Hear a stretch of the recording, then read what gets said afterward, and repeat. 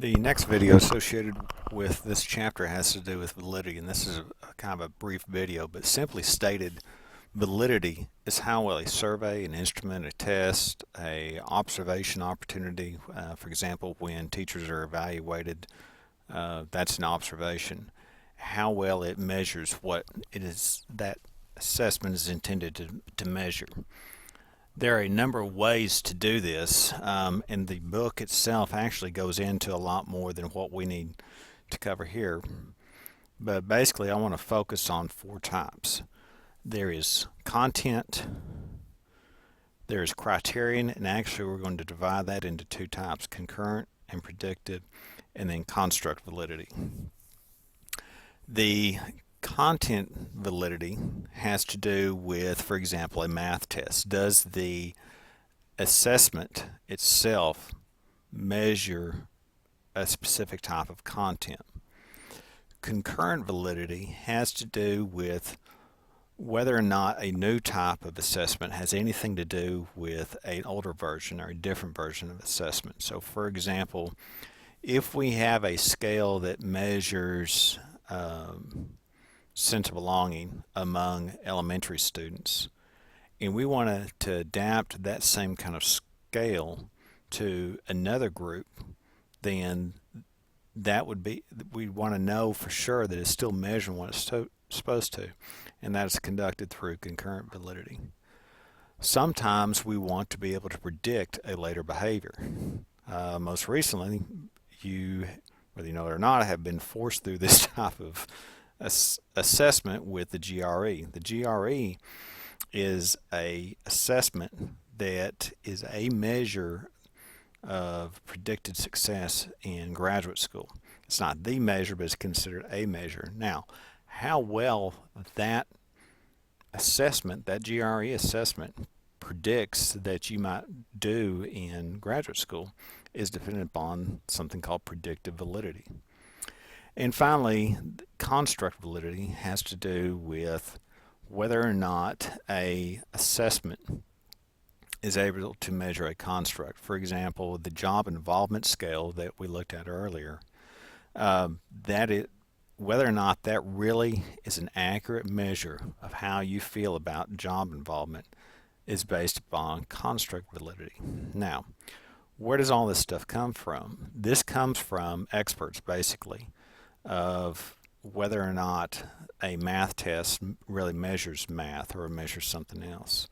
The concurrent validity, actually you can kind of tend to do that with reliability, because you want to know if one has anything to do with another, but it still takes some expert involvement. Predictive validity is we measure something and then we go watch and see how well those people perform based upon how they completed an assessment.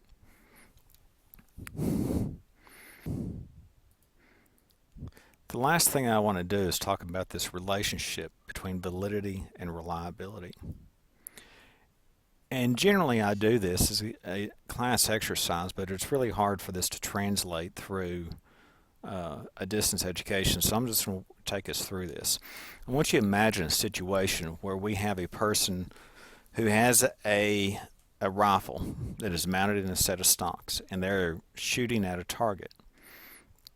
And for this hypothetical situation, we're going to assume that that rifle is our assessment. We've got a job that we want that rifle to do, and we need to know how well it can do it and how consistent it is in doing that.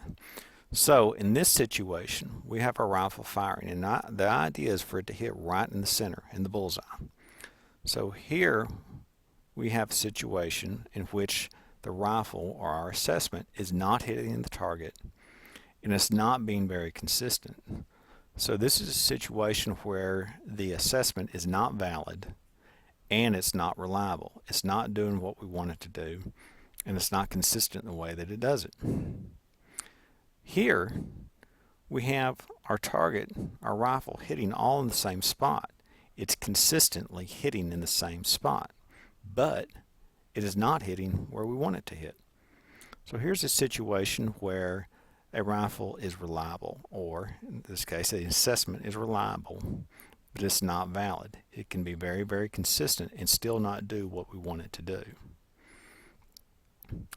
Here's a situation, and there are actually 7 shots here where our assessment, our rifle, has hit where we wanted it to, and it's done it every single time. It's valid and it's reliable. So the question I generally ask the students is, how can we have a situation set up to where the assessment is reliable but not valid? So going back, this is neither valid nor reliable. This is reliable but not valid. This is valid and reliable. Now we want to know, how can we get this to be where it's reliable but not valid? How can you make it hit consistently in the same place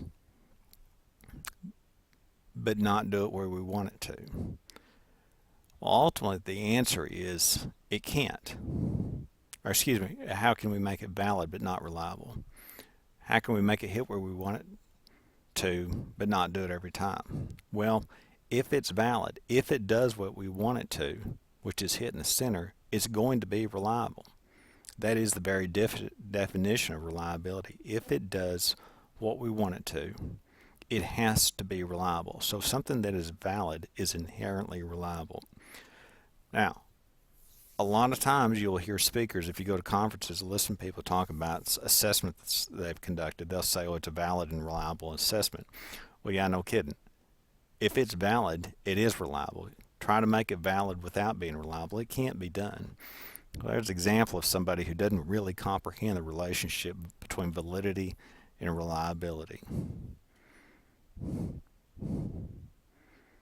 Going back to this screen, there's a discussion thread that will appear on the types of validity. You need to participate in that. It's real brief, and it just is kind of making sure that we understand these concepts here.